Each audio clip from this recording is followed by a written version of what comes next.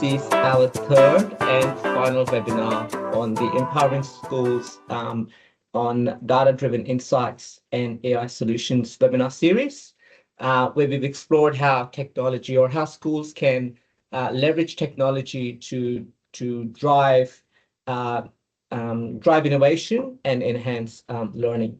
Today, we are focusing on the transformative potential of AI in K-12. And I'm thrilled to have two fantastic panelists with me who bring two unique perspectives to our discussion today. So instead of me introducing them, I'll let them do the honors. Dan, if you don't mind going first, and then Peter, if you don't mind following Dan. All right. Thanks, Ulad. Hi, everyone. So my name is Dan Collins. I'm the Director of IT at Newington College. And look, I'd have to say, what gets me up in the morning is sort of driving positive change in the education space.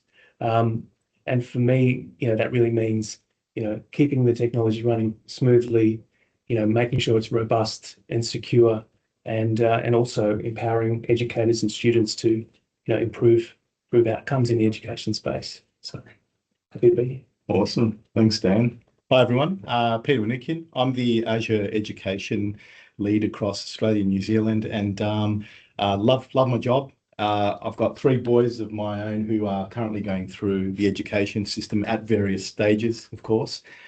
So I see a very direct correlation and impact to the change and I guess the impact that we're making across education with the use of technologies. And I think AI is just such an exciting time for education. I've been at Microsoft for 8 years, 9 years now. That's gone past very quick, in the education team.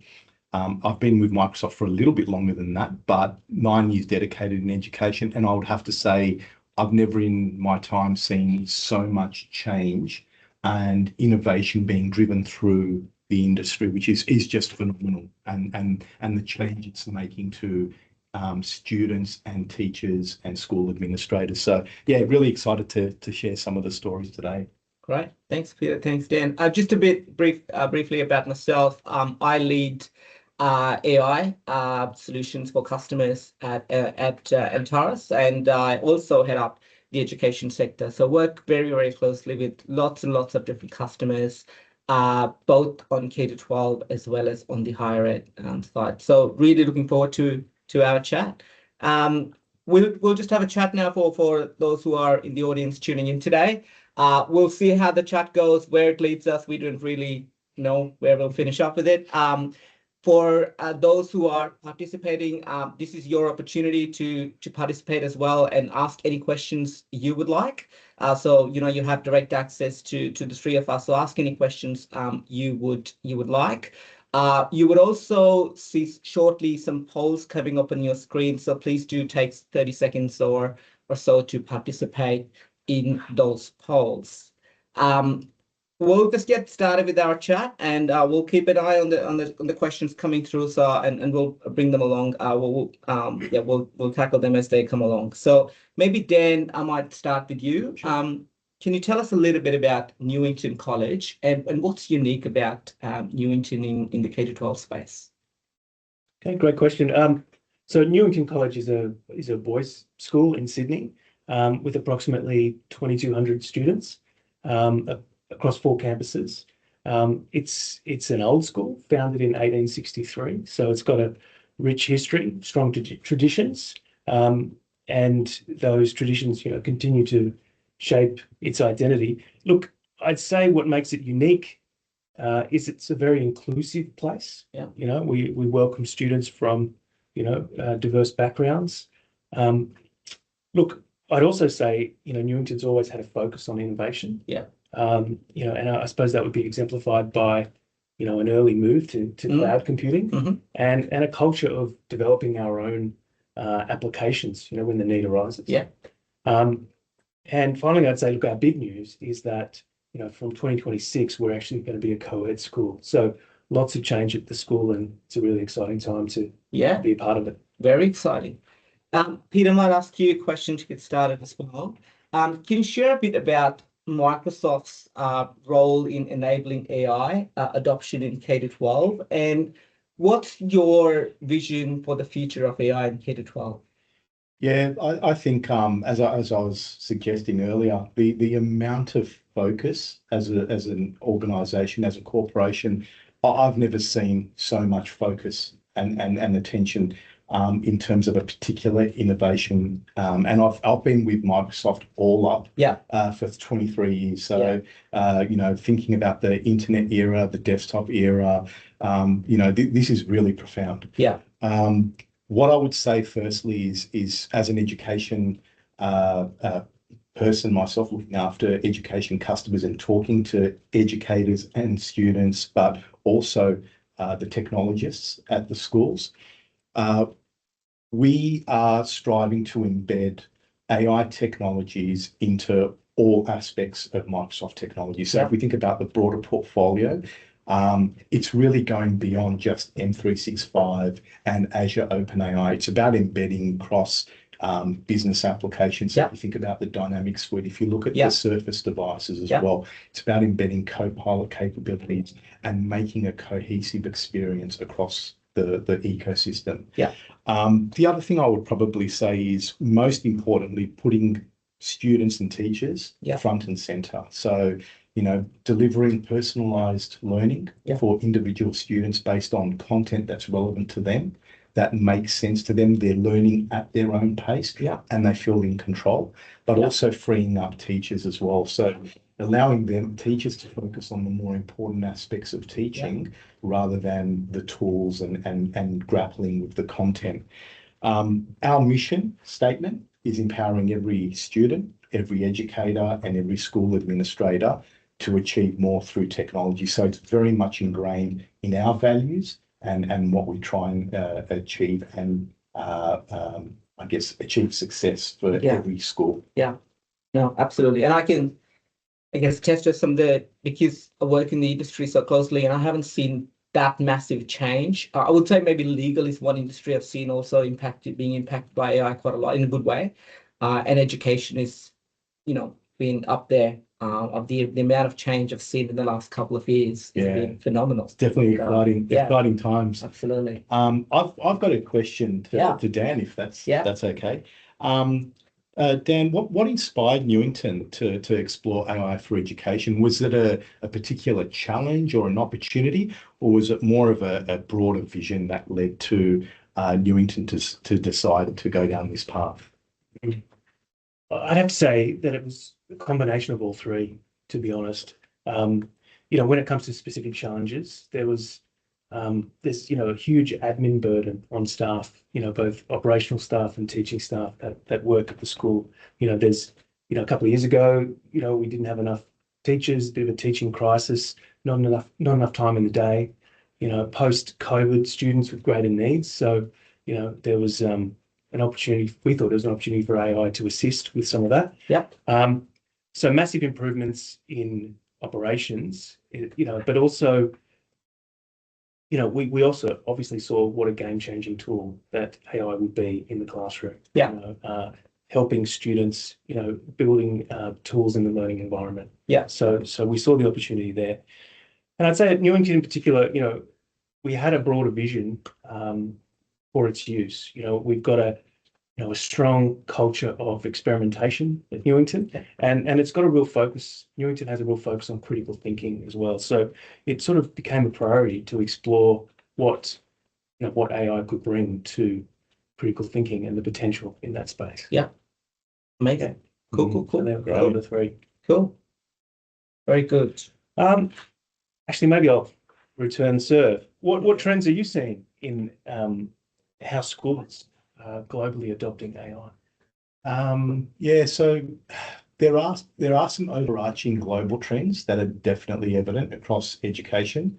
I would call out the first trend of that really hit me in very early days, I would have to say, is the rate of adoption. And I think this is primarily attributed to the fact that, you know, we're dealing with an audience here. We're talking about children who are of younger schooling years, K-12, and they're digital natives. Yeah. For them, technology is, I hate using this term, but it is a birthright. They were born into it, unlike myself, who had to learn a lot of this technology.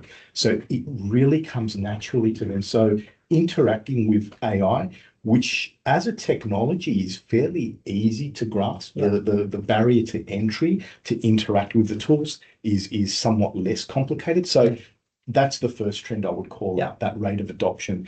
The second thing I would probably say from a global perspective is AI as a strategy. So every school, department or system, and it does extend beyond just K-12, I would say higher education as well, are really thinking seriously about an AI strategy. So having a solid plan, setting a direction for the institution, where executives and senior management, I guess from a business, but also from a principal down, so all layers of the school, understanding what it is that we're trying to achieve from an education outcome perspective, and how do we implement AI technologies to help us achieve those education outcomes. So that's very clearly having a plan in place. So everyone kind of understands what we're aiming at. So that would be the second trend I would say that we've seen. The last one is really around compliance and governance. So thinking about how do we introduce this new capability, this new technology in a responsible and ethical manner. So back to your point, the technology being accessible and inclusive for all students, regardless of background and personal situation, socioeconomic situation, but also from a learning ability perspective as well. So not leaving any student behind. So schools are really investing a lot of thought in terms of how do we address this and put a framework in place to make sure we're introducing responsible but also ethical. And I have to say I agree with all of the points you just made, Peter. I mean, I see that every day interacting with customers, especially like the second point you made, like the adoption one, like absolutely, like that's, we see day in, day out, when we are rolling out a solution, we have to be super mindful that students are very clear about this technology. They can use it, in 10 different ways, which I probably wouldn't have thought about, all of that sort of stuff. But also your point around leveraging technology towards, enhancing teaching and learning, or enhancing at the end of the outcomes for students. I've seen a shift internally. When we do data and AI projects, we used to start with a technical discussion, and we've changed that. We flipped that around now. We start with a business conversation, understanding what the schools, the institution wants to achieve, and then obviously going into the technical weeds and understanding, and then tying it back to how we can actually make a difference to the business outcome. So that's been a change I've seen, to your point. Yeah, good point. Maybe Dan, question for you. Can you walk us through Newington's first steps in exploring AI? What were the initial reactions? And I'm sure there were, some unexpected uncertainties, and how did you overcome those challenges? Yeah, look, if we think about, the last 2 years, I think it was November in 2022 when ChatGPT first came out, and obviously it was a game-changing event, and I don't think anyone was really prepared for that then. So, look, I suppose we spent the first 6 months, if you will, just looking at those tools, playing with whatever we could get our hands on, using the time really to kind of, make sure that we were across, all the risks and the opportunities. So, the opportunity is obvious, like, as I said, improved administration and operations, but teaching practices, learning outcomes, but also the risks, like diving into things quickly, could come unstuck with something like this, and no one really knew what it was back then. But the risks obviously were, disruptions in lessons and planning. Assessments were a big one. Teachers were very fearful of AI and what it would do to assessments, and even the long-term options, or the long-term role of teaching. A lot of teachers were very fearful of 100%. Whether this was going to be a technology that replaced them.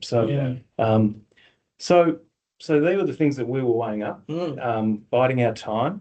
We're also keeping an eye on Microsoft Copilot at the time. So, we didn't have access to it in 2023, but we were keeping an eye on it from afar. Yeah. And we could see that it was going to play a certain role, interfacing through Microsoft 365. Yeah. I think it kind of came out to the public maybe November 2023. Yeah.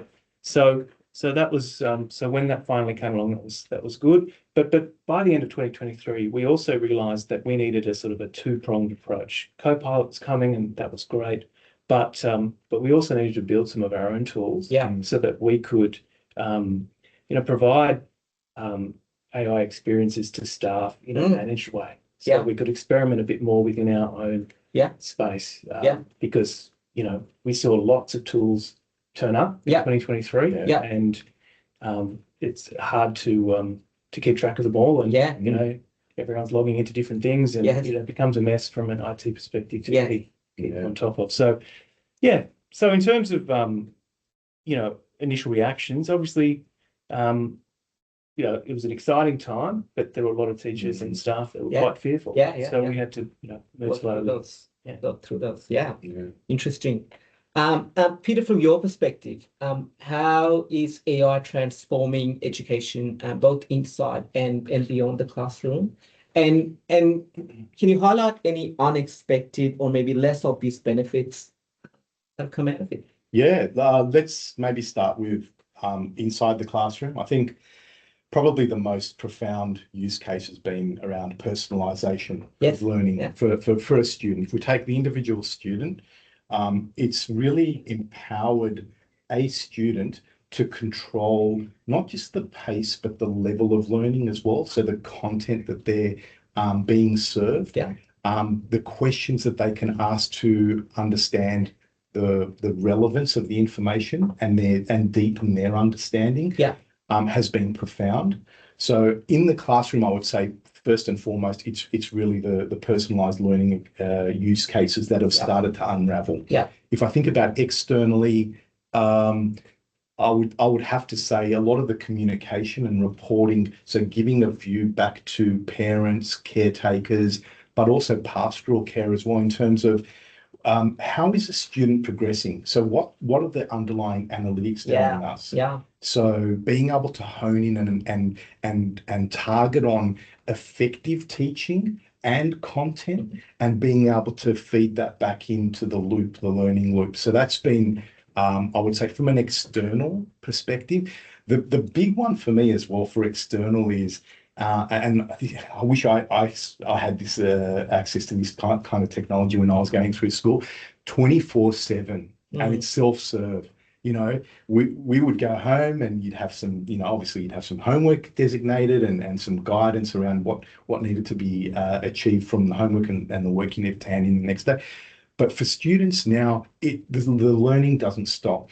The Copilot and AI-infused agents, the tutoring agents that are possible today, so students can continue asking being curious and asking the questions to allow them to learn. Again, in their own terms. I think that really does shift the dial. When someone feels like they're empowered, a student feels like they're in command of their own destiny from a learning perspective, the results are phenomenally better. So, could I jump in there? Absolutely. So just an experience from my own daughter this year. She came home, and the sort of the vibe from her school was, AI bad, wrong. You said, not bad, but don't cheat with AI. And so that was her mindset. But over the year, we've used it in various ways to just help her understand topics better, and really, and so she's, you've seen the light go on around the benefits for the student at home. And I love the fact that Dan's just touched on one of the students, obviously female student, and the profound effect it's had. That would be the unexpected benefit. You asked me about what are the unexpected benefits.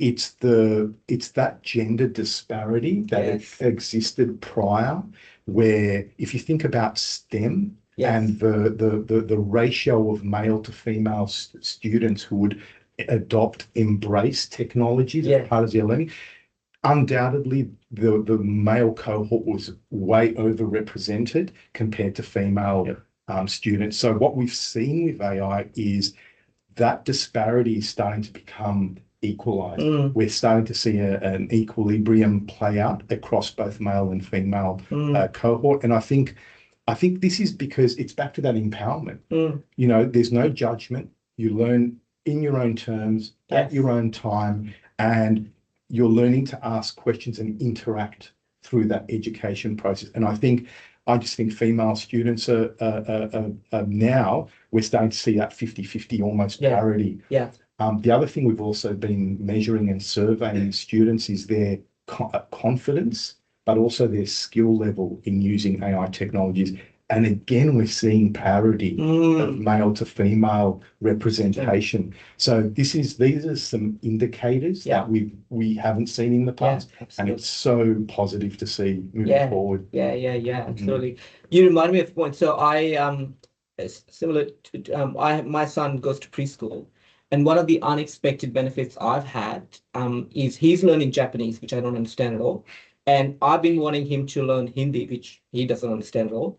And I've been using AI for me to learn a bit of Japanese, and for to teach him a bit of Hindi, etc. as well. So again, all of unexpected benefits which I wouldn't have thought about and wouldn't have been possible. Absolutely, 100%. Cool.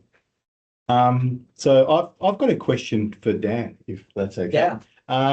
So when starting with AI, Dan, how did you identify your key priorities and balance them with maybe other competing initiatives that were happening at the school? Good question. Look, luckily for us, AI very quickly became one of our priorities. So it was one of the big three for us. So AI, security, and also, we're in the midst of looking at options around our school information system as well. So that were the big three. But I found AI sort of particularly challenging because it is evolving so quickly. So hard to work out where your jumping off point is and what to, where to start. So really our key approach to balancing AI with other initiatives was really focusing on impact. Making sure that when we were putting it in place, that it was having, tangible benefits, real outcomes. So, we started small. We were looking for opportunities to use AI to make an impact to people's work. And so we could do that without scaring the horses, without too many people being worried about what this new thing was. So really, we were able to sort of showcase value without, disrupting other big ticket projects. Like the move to the co-ed school, like we mentioned, that's a big one for us. Big change. In a way, we've been able to sort of, use AI in different ways to really support all the other schools' priorities. If we're freeing up teachers and staff to, get them more hours in their day, then they can focus on those other projects, and so no one feels like, AI is detracting from the other important things. Absolutely. Dan, who are the key stakeholders involved in Newington's AI journey, and how have you kept them aligned and ensured buy-in from various different groups? So number one, school leadership. They were key to get on board, and we needed to show school leadership that AI aligns with our strategic goals. And importantly, that it wasn't going to break the bank for us as well. So that was key. But they were very clear. Leadership of the school was very clear that they wanted safe options. They wanted to make sure that what we were doing wasn't putting any student data in danger. And that we wouldn't be training external models or other tools. Have our student information surfaced in different ways, unintended ways. So it was that, and the emphasis on data security, which enabled our leadership to be more comfortable with moving into more AI work. But obviously the other key stakeholder is the teachers. So as I said, the priority was around reducing workloads for teachers initially. So that teachers, who might have been a bit concerned about AI for other reasons, were just being more comfortable with the tools. And also we made a point of setting up a series of sort of forums so we could, connect with those that were particularly interested in AI, the teachers that were really looking to explore with it. And we, passed the torch to them to have them go out and work with their peers on what particular AI benefits the teachers saw AI would bring to their classroom. Yeah. So therefore, we gave them some ownership around that, which sort of dialed back their fear and sort of shifted the narrative to being one of ownership around AI. So that was interesting. Interesting. That was two of the key ones for us. Perfect. Leads me to the follow-up question from that. Can you share what tools and technologies Newington has tried or are trying, and then any particular tools, technologies that have stood out for you as more effective? Yeah. So look, as mentioned earlier, we're using Microsoft 365 Copilot as one of our AI tools. We've got that running in a sort of a test phase. We haven't been able to give that out to all staff. But we've got a bunch of operational staff and teaching staff that are trialing that. And it's doing some great stuff in different ways, like, transcribing teams and meetings and things like that. It's working really well. Obviously, assisting with writing emails, presentations, that sort of thing. But the other thing we've done, and this is I mentioned earlier, the sort of two-pronged approach, is that we've, with the assistance of Antares, we've built our own AI system running on Azure AI services. And, we call it New AI. And it's got three parts to that. So the first one, we rolled out was we called the Newington Navigator. And it's a powerful tool that integrates all our policies and procedures and knowledge-based articles. All sitting in SharePoint for us. And, that's, proven to be very successful, and actually I saw a really interesting use case the other day. I saw a parent, there was a parent issue. So, and one of the teachers was unsure as to how to respond. And, and in the past, they would have been looking up the, policies on this and that. The answer might be in multiple policies. But instead of just asking for the information, they asked how to respond to that particular parent. And, it came back with great advice taken from all the different bits of policies and procedures that the school had. So, they were sort of in awe of what it was able to do for them and saving them lots of time. So that was one. So that's the Newington Navigator. The other one that's been, really exciting to see its use, at the, business end of the season, at the end of reporting time at schools. We've got the reporting assistant, which helps, staff from K-12 to run their student reports through a tool that then uses the school's style guide and some other sort of information to, fix their reports, if you will. You clean them up, make them consistent, just help them with some words here and there. And, obviously these last couple of weeks, we've seen massive uptake and some teachers that don't look as tired as they would at this time of year. So it's good. That's been a good one. So they're two key ones. And then we've also got my ChatGPT, which is obviously using the Azure tool that you've built, but it's giving our staff a more generalized, AI tool that they can use in various ways. Including, you can do the voice dictation, you can upload files and reference those files.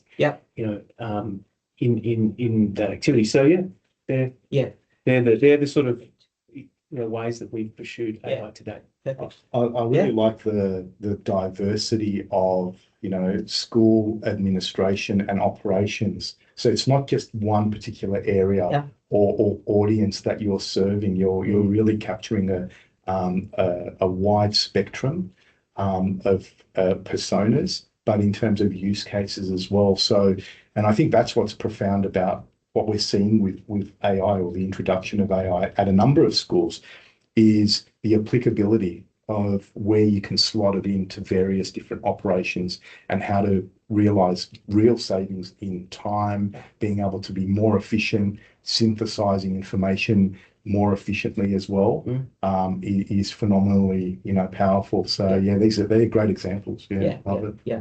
And just to clarify, the My ChatGPT persona, that's like you said, it's hosted on Azure. It's not actually the ChatGPT application, but it's using the large language models to answer questions that you would typically use a consumer-facing application like a ChatGPT, but it's safe, it's secure, it's protected. Yes. Yeah. It's all that information stays within our own tenant. So we're confident that we can let our teachers sort of go wild in that space. Yeah, perfect. Pete, just follow up from that, and maybe broadly speaking, what are the more transformative AI use cases you've seen in schools, and how might these examples drive or inspire similar initiatives? Question. Look, I grapple with the term transformative. We use it so much, and it means different things to different people. For me, it's really about unlocking two things, and I think, Dan, you touched on them earlier. It's around accessibility and inclusiveness. So not leaving any one student behind. It's about removing biases that we would have previously seen in traditional systems. And those biases can be anchored in the data that we use as well. So we've got to be mindful of how we think about data, how do we set it up, how do we understand who it's reflective of, so who is that data representative of. So and that comes back to the fairness and equity as well. So I would say some of the features that I've seen unlock, in particular with M365 as well, reader coach comes to mind. So just really being able to support a student's comprehension in reading. Some students really struggle, and that could be for a number of different learning differences or difficulties as well. So I think reader coach is phenomenally powerful in terms of improving that literacy experience for a number of students. The big one for me, and what resonates for me, I hated mathematics as a student, and even now I struggle because I never grasped the fundamental concepts at an early age. It's kind of it's been baggage I've carried for throughout my adult life. So mathematics and I are not friends, and I think having tools like Maths Coach really helps in building that, establishing that foundational numeracy skill and knowledge and confidence. And that really does carry through to, not just the junior years in school, but later on in life as well. So having a tool to, I guess, support and make it personalized as well in terms of how I learned mathematics would have been incredibly useful. The last one is probably around wellness. Just thinking about pastoral care. Before the call this morning, we touched on pastoral care for just a moment. Having a wellness coach and being understanding of where a student is at in their learning journey, not just from a physical wellness, but mental wellness. Where there's potentially flags being thrown up, where a student may not be engaging in class, or days of absence might be on the increase. So just sending off those triggers to individuals at the school, teachers, pastoral care, parents, caretakers, so they can step in and potentially proactively address some of the concerns. So rather than waiting for it to bubble over and become more of a serious issue. The last two I would probably call out is I think speaker coach is great. If you've got a fear of speaking, especially, and when you're talking in larger audiences as well, incredibly powerful. And it really transcends through not just schooling years, but later on in life, and also later in their careers, students' careers. And the last one would be Search Coach. Thinking about how we interact with information, how do we search, but also thinking about prompting as well. Prompting is the new skill.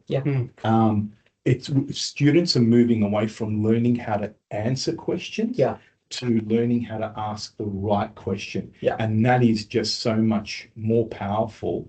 And also assists with that metacognitive process, understanding their own learning process. Yeah. In terms of being able to ask the right question. So for me, they're probably the standout. Yeah. And I have to say personally, because my son's preschool, he's shown an interest in the English language quite a lot. I can't wait to use the speaker coach and the reader coach, and just the impact I think it'll have on him. I think it's going to be great. So I'm very excited about that. Awesome.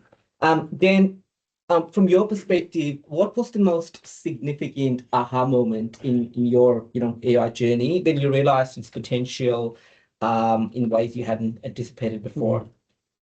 Well, initially it was just, there was shock about the functionality that was available. But I'd say, having sat with the tools for a bit longer, I think probably the bigger aha moment was moving from a generalized AI tool to a more specific tool that we, where we build things for our own level. So, like the examples I showed earlier or mentioned earlier, the navigator and the, kind of having very specific roles for those AI instances. I think, was an aha moment, because now we can, use the groups and users and classes of the school to go, let's build something very specific for this year group, or this class, or these set of teachers. Yes. So, I'm sort of, we've given our staff a bit of a taste of a few sort of AI experiments, and they come back to us with a lot of ideas in that space. And, over the break, we're hoping to follow up with some of those. But I think that would be the key aha moment. Perfect. Just wondering if there's any questions or anything like that. Feel free to put them in the chat. Maybe we'll move on to the next segment now, where we just want to talk about overcoming challenges. And we know adopting AI is not without its challenges. Just from your perspective, I would love to get both your perspectives, obviously from a Newington perspective and from your broader perspective as well, around some of the barriers that you're seeing in adopting AI in education. Maybe I'll start with you, Peter, first. What do you see as the biggest barriers to AI adoption in education, and any specific strategies or tools from a Microsoft perspective that you're providing to overcome these barriers? Yeah, I would probably start with one of the biggest barriers at the moment, especially given the stage of AI adoption we're at, or most schools are at the moment, is having that clear AI strategy. That I kind of mentioned it earlier on, having a plan for the school that aligns to educational outcomes. And this is a real challenge, not just in Australia and New Zealand, but it's a global challenge. We're hearing this from schools around the world. So Microsoft has, I guess, taken on a lot of feedback and thought about how do we help support some of that decision-making process. We have come up with the Microsoft Education AI Toolkit, which is essentially a guide. It provides some very practical experiences and guidance in terms of a framework that a school can follow. Typically we see school leaders, we see technology leaders, and staff, educators as well, who can take, I guess, guidance from the AI Education Toolkit. And really think about, what is it we were trying to achieve? How do we think about our data? How do we think about responsible AI as well? How do we think about things like security, policies? So all the framework, if you like to think about it that way, to put in place before embarking on an AI project. So that would be the first one.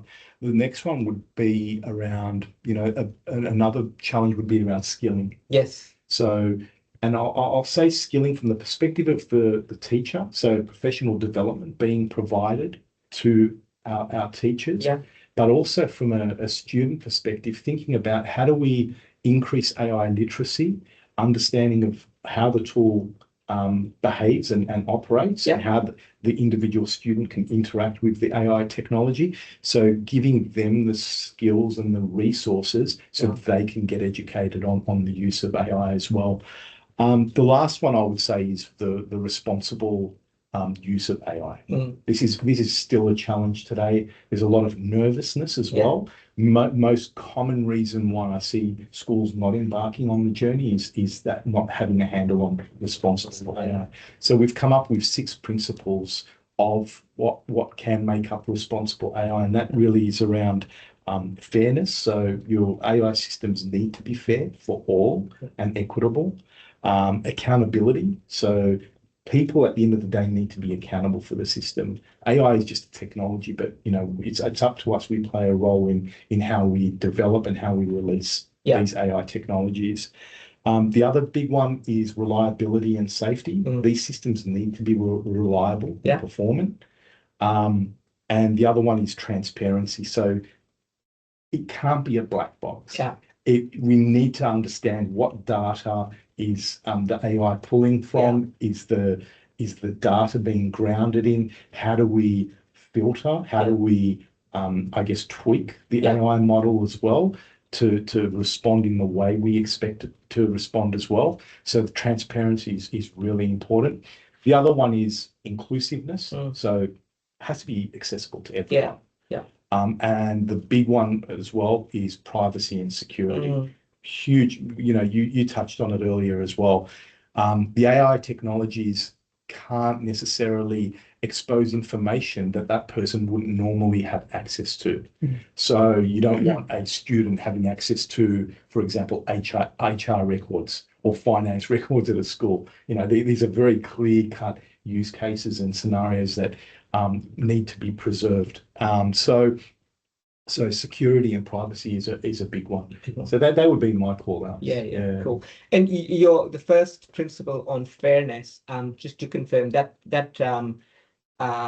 talks to more about how the large language models are trained on certain type of data, and they may have tendency sometimes to weigh towards maybe if you're talking about sports, they may weigh towards males as opposed to more female kind of when they're actually responding to any questions, those kinds of things. Is that what you mean by fairness? Or that's part of it, absolutely. The underlying data needs to be in terms of the AI grounding in the set of data. We need to think about who that data is representative of.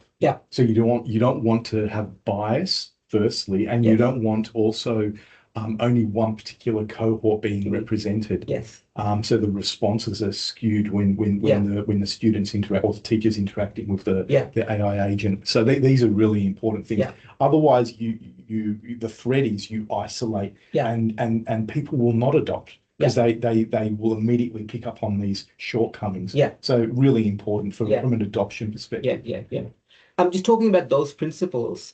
Dan, what steps did you take within Newington? I think you touched on some of these before, but what steps did you take around data privacy, ethical use of AI, and all of that sort of stuff?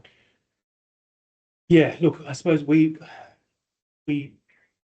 strongly promoted the use of your school Microsoft account when experimenting with AI, because when you do that, use Copilot that way, we're making sure that those things are happening in a trusted environment. So that was first. But using more of Copilot means that we did have to step up our information governance game. Because as you mentioned, you've got files everywhere. Now we've got a pretty good setup, but it still requires some work. So we've started a project. We're making use of Microsoft Purview to do a better job around labeling, retention, and those sort of things, so that there is less of the wrong type of data for Copilot to work with. But also, it was for us about building our own tool, and with new AI on Azure AI services, so that we could let our staff experiment, sort of in our own tenant, knowing that what they did wasn't going to cross the line in terms of privacy and putting information in the wrong hands. So that was privacy. When it comes to ethical use of AI, I suppose what we did early on is establish some clear guidelines for use internally. And, through a range of, staff discussions and training sessions, we've really tried to make those points clear, making people aware of the ethical considerations when they're using AI. And last thing, in terms of technical infrastructure, I think, it was just once again relying on Azure, ensures that we're drawing on those principles, where our AI data is being stored. So, we're leveraging the built-in security features, the compliance features, through those tools. Yeah, perfect. One thing I do love about Azure is, the ability we have, or the flexibility we have around dialing up or dialing down some of the things we may want to look for. So if a student, in the student sort of case, like, if we want to detect anything around sexual harassment or any of those kinds of things, we have the ability to dial up those levers so we can detect any of those conversations quite quickly. So those AI content safety features are very, very valuable. Question to you, Pete, just on following on from what Dan mentioned and what you mentioned before, like, responsible AI principles, etc. Can you shed light on how does Microsoft ensure its AI solutions for education are not only ethical and secure, but also accessible for schools that may be in different stages of AI adoption? Yeah, I think from an ethical and secure perspective, I think really grounding all that we're doing around, new service development and releases in terms of features around AI are really grounded in those 6 principles. And it's something that we don't just talk about. Yeah. In fact, if we think about security and our Secure Futures initiative, Microsoft have a very clear mandate. If we're asked, any one employee, myself included, is asked to choose between one priority and another, and if one of those priorities being security, we always select security first. And really grounding security in the early conceptual thinking design phase of new service development, and in the release of those features, and also the impact, the usability and the impact to the end user. Just really grounding from a security perspective, to make sure we've got a sound base that we're working from.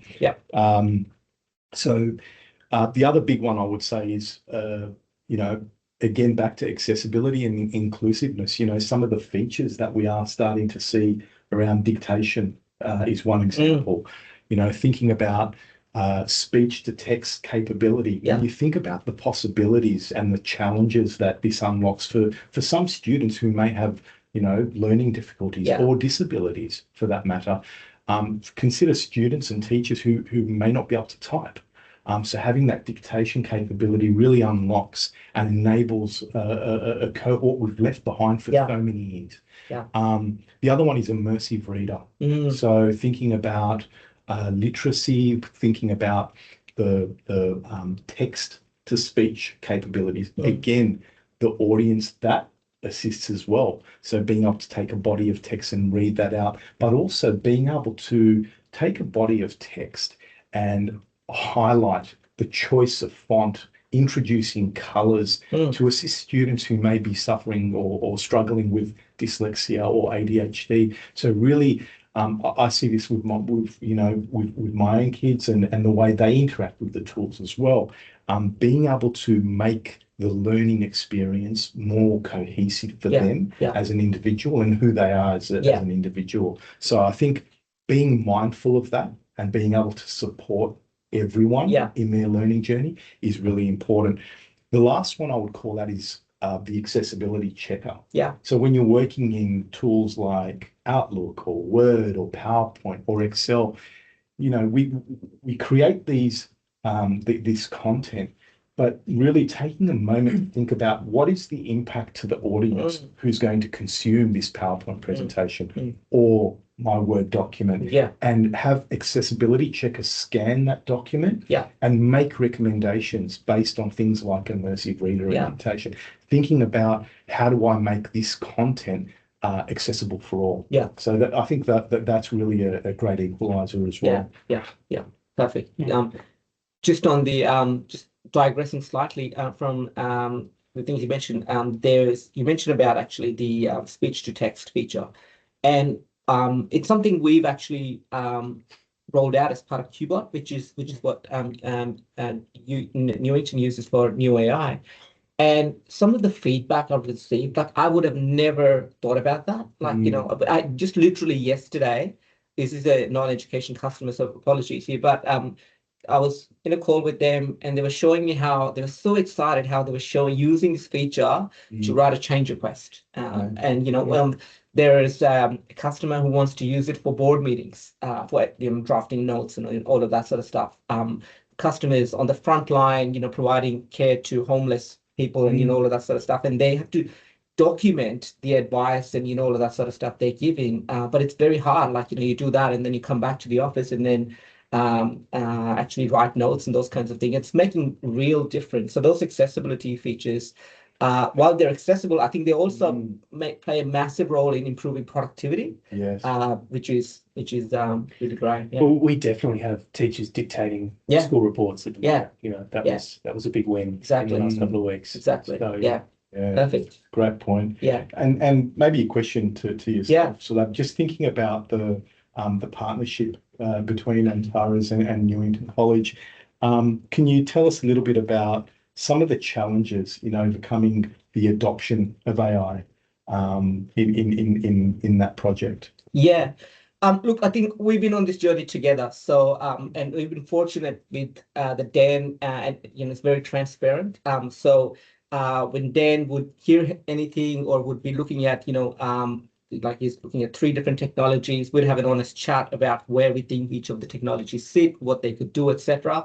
So some of the things that Dan mentioned, they were being fed back to us, fortunately. And so we had an opportunity to, address that stuff. So I think in the earlier releases, I remember, I think you candidly said to me that, I think it can be better. I don't think it's as good as what I'd like it to be, and, those kinds of things. And we were, so that made us look at some of the things that we were doing and technically in terms of, how some of the information was being retrieved and all that sort of stuff. I won't go into the details right now, but that feedback, the constant feedback we have, I think, is been of immense benefit to us. We're obviously also seeing what other schools are doing and what other organizations at large are doing. And so we're learning constantly from those experiences and those scenarios, etc. as well. And some of that we are adopting into the tooling that we're providing. And some of that is, we're providing, now we've started to provide customers AI as a service. And that's just to help the customers who don't have a lot of AI experience or, don't have a lot of people who've done AI projects on the table, where we can come in, just basically work as an extension to the customers, really, and provide, unfiltered advice and guidance and help them, move things, help them make the right decisions, I guess is the only thing, because there is a lot of confusion out there with customers, for no fault of their own. It's just that the technology is moving so fast. Sounds like a true partnership, and you're both learning as you go through the experience. Learning so quickly. Yeah. Absolutely. We're on the final stretch now, so I might just, look at the future outlook and look ahead to the future and see how, upcoming AI innovations that are coming up and what lies ahead for Newington. So maybe, Peter, question for you.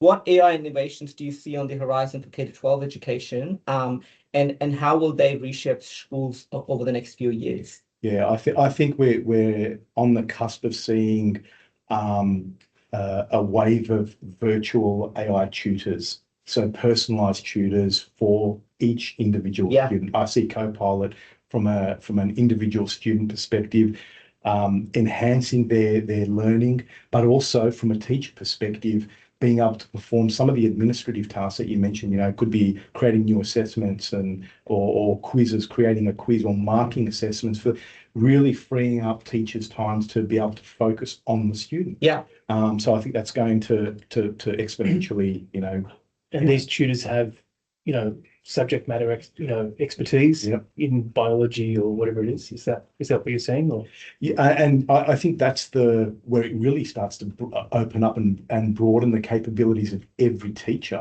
as well. So you're right, Dan. Every teacher has their domain of expertise, let's say, and they'll obviously have various levels of depth to that domain as well. But I think AI assistance will really broaden the value and the knowledge and the information, the content that they'll be able to serve up and meet students. Because some students in a class, just because they're all year 5 students, doesn't mean they're all at the same level of learning and knowledge. And you might have some exceptional students who will challenge a teacher's understanding. So I think AI has a role to play regardless of the level, but also the domain as well, so they can kind of go wide and deep as well. The other one I would probably call out is AI augmenting virtual reality and augmented reality systems as well. Wow. So making available more immersive, engaging, and really open up new learning scenarios and teaching scenarios. And I think that will also have a cross-geographic boundary effect as well. Yeah. Where we're seeing, the introduction of real-time translation services, where before the call today, we were talking about a student in Australia being able to talk to a student in Spain and the student in Spain talking in Spanish, but in real time, the translation happening so the student in Australia hears the conversation in Australian and vice versa. Yeah. So incredibly profound. I think that will definitely be coming. Smart schools, smart campuses. And when we think about digital twin, so the digital representation of a school and all the facilities, all the classroom and all the equipment, including lighting, HVAC, AV equipment as well. So being able to understand how are students and teachers interacting with all these services, but also how do we use those services to bolster the education process as well and open up new scenarios that may not have been available. The other thing as well is safety. When we think about school safety, and the use of camera footage, for example, and processing large amounts of video footage across a school, being able to detect anomalies or an incident that might be happening in a playground at any point in time, creating a service ticket and that whole workflow. So the possibilities, I guess, are endless. The last one I would say is AI sustainability. If we think about the carbon footprint for an individual school, but not just from a power consumption, but also, waste management and water consumption as well. How do we interact and capture those data points? And how do we use AI to surface how we can remediate and be, I guess, more sensitive to the environment and consume less of a carbon footprint and be more mindful about waste and water consumption as well. Okay. Awesome. Thank you. Dan, what's next for Newington in your AI journey? Good question. I suppose I mentioned it earlier, but I think further granularization and customization. As I said, teachers have got a taste for what can be done now, so they've given us plenty of ideas to follow up with. So we'll be doing more there.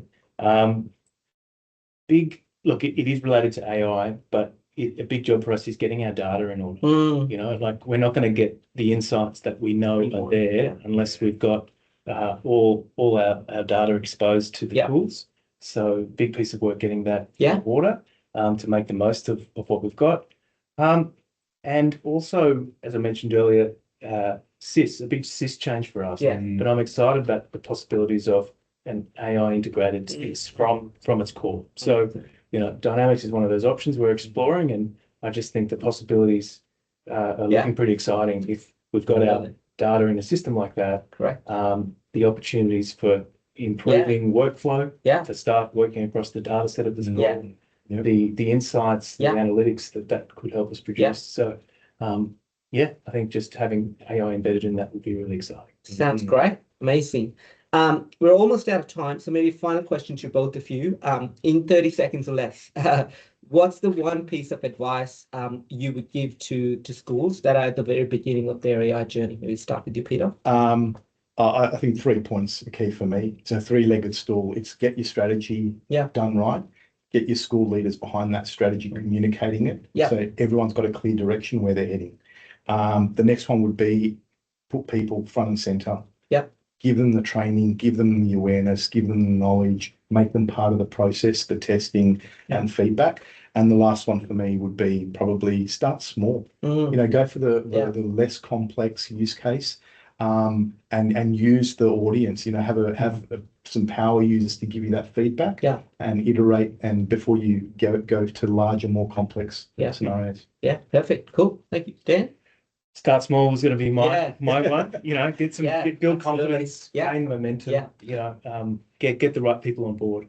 But the other thing I'd add is, you know, the data work.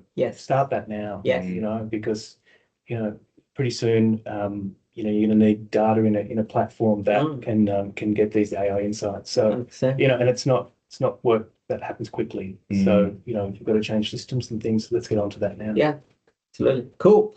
Well, we're out of time. Time goes really fast when you're having fun. So thank you for all those who joined the conversation today. I hope you found it insightful and useful. If you do have any further questions that, you know, you think about tomorrow or the day after, you can shoot them. You can shoot them through to us. You can reach out to us via the Antares website or our support email.